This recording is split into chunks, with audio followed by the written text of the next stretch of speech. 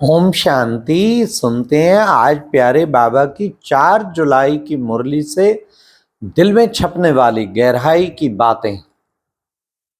आज की मुरली में कितना सुंदर गीत था, भोलेनाथ से निराला कोई और नहीं। तो बाबा ने कहा, भोलानाथ बाप आकर के क्या करते हैं, तुम बच्चों को, उसे कहते हैं रखवाला, भक्तों का रखवाला कोई और नहीं।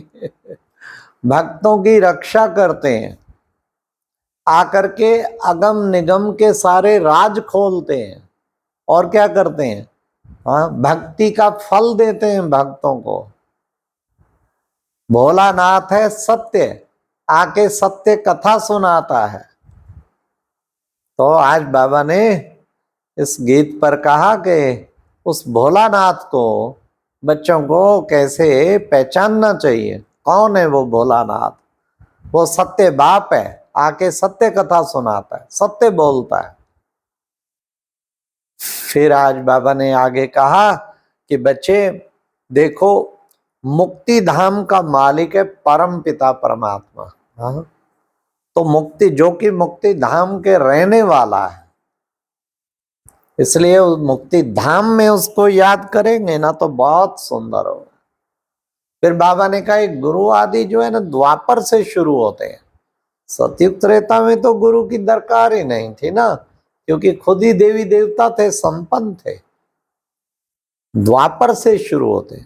अब तुम्हें सतगुरु, गुरुओं का गुरु सतगुरु मिला है।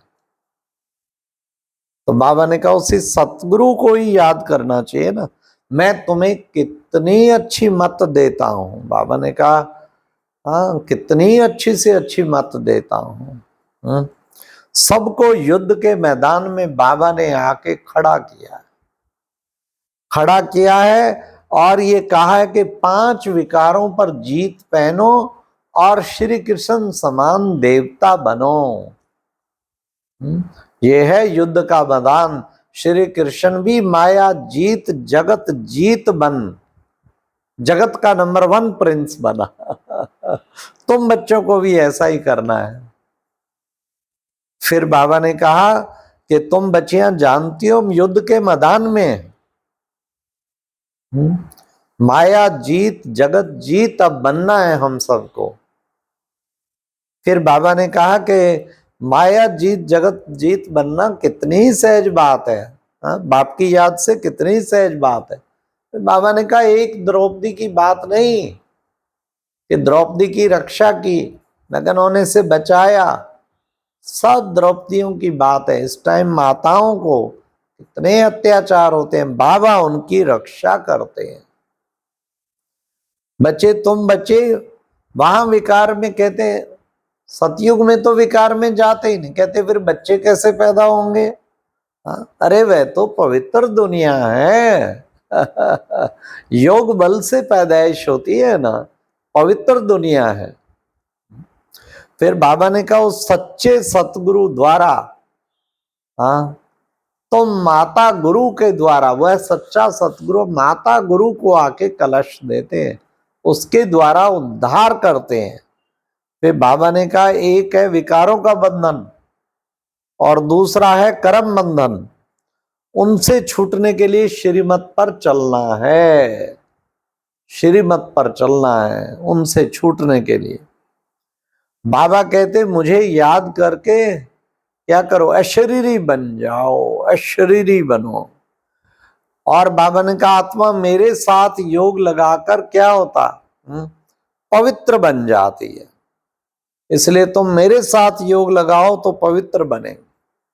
देखो लक्ष्मी नारायण को कहते हैं श्री श्री, और राम सीता श्री राम श्री सीता। लक्ष्मी नारायण को श्री श्री क्यों? शरीर भी पवित्र, आत्मा भी पवित्र। राम सीता की भी पवित्र, पर परसेंटेज थोड़ी कम हो जाती त्रेता में। फिर बाबा ने कहा कि बच्चे तुम सिर्फ उंगली पकड़ कर रहो और फिर जो कहो वो, हाँ, उंगली पकड़, फिर वह जो कहे सो करो। बुद्धि योग वहां लगाओ।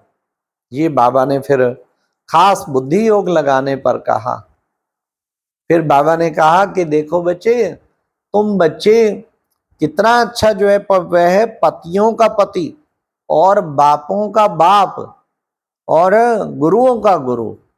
कितने टाइटल बाबा ने कहा पति जो सेवा कहे वह करो, लेकिन सिर्फ पवित्र जरूर रहो।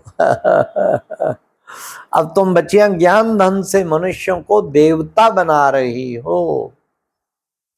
फिर बाबा ने कहा मरने लायक भी हो तो भी बैठकर सुनो। कहते हैं ज्ञान अमृत मुख में हो, शिव बाबा की याद हो, तब प्राण तन से निकले। तो बच्चे उसमें फिर कितनी सदगति अंत मते सो गते हो जाएगी।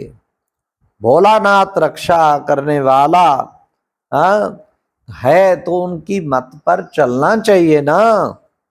फुल पास होना है तो पुरुषार्थ करो, डरने की कोई बात ही नहीं। निर्भय और निर्वैर तुम बच्चों को बनना है। फिर बाबा ने कहा जो कहते हैं भगवान को सर्वव्यापी, तो वास्तव में भारत को इस दुर्दशा पे लाया है। फिर बाबा ने कहा बच्चे ये घुड़दौड़ है, इस वक्त है घुड़दौड़, तुम्हें भी खूब पुरुषार्थ करना है, बहुत बड़ी लॉटरी है, हमको दौड़ना है, बुद्धि योग के द्वारा दौड़ना है।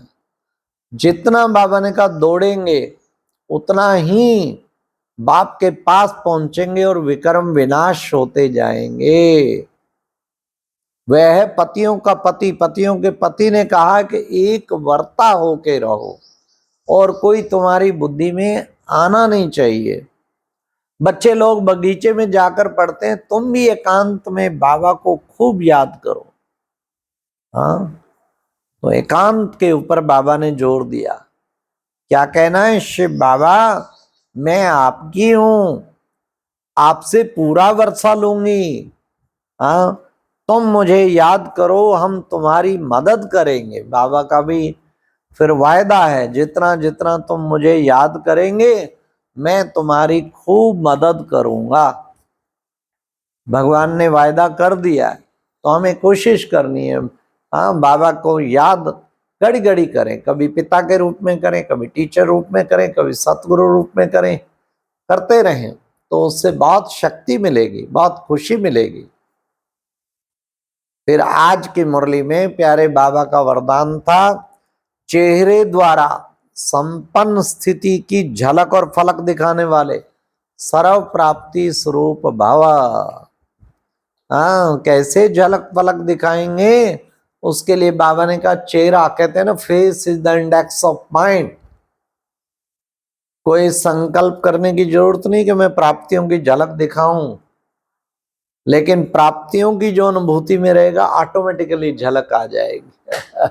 सब दर्शन करेंगे, वाह भाई वाह, पता नहीं कुछ इसने तो पाया है, पता नहीं ये तो माला माल लगता है। जैसे हमारी दादियां है ना, सबके चेहरे देखो, बाबा का चेहरा देखो, मम्मा का देखो, सब दादियों का देखो, लगता है कुछ भरपूर है, पाया है, प्राप्तियों संपन्न चेहरा है।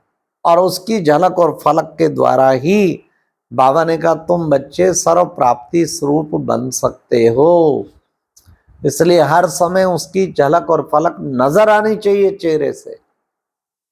तो आज के स्लोगन था, खुश नसीब वह है जो सदा खुश रहकर खुशी का खजाना बांटते रहे, बांटता रहे। मतलब कि अगर खुश नसीब रहना है तो उसका तरीका बाबा ने बताया, पहले तो खुद खुशी में रहो। जो खुद खुशी में नहीं रहेगा वो खुशी क्या बांटेगा? पहले तो खुद खुशी में रहे, हर वक्त सदा खुशी में रह के फिर खुशियों को खूब बांटता रहे। बढ़ती तो स्वतः ही रहेगी। हर वक्त खुश रहो, कोई ना कोई खुशी नशा चढ़ा रहना चाहिए। ऐसे खुशी की 20-25 पॉइंट निकाल लो, जो एक भी पॉइंट याद करे तो एकदम नशा चढ़ जाए। और वो खुशी की पॉइंट हर वक्त बुद्धि में टपकती रहनी चाहिए, उससे नशा चढ़ा रहेगा। और फिर बाबा ने कहा खुश नसीब बनने, फिर खुशी ऑटोमेटिकली बांटते भी रहेंगे, सबको बांटते रहेंगे। और उससे क्या होगा, जो खुद खुश रहेगा, औरों को खुशी बांटता रहेगा, रिजल्ट ये रहेगी कि वो खुश नसीब बन जाएगा। हम बच्चों को खुश नसीब बनना है। अच्छा, ओम शांति। ये थी आज की मुरली से दिल में छपने वाली गहराई की बातें। ओम शांति।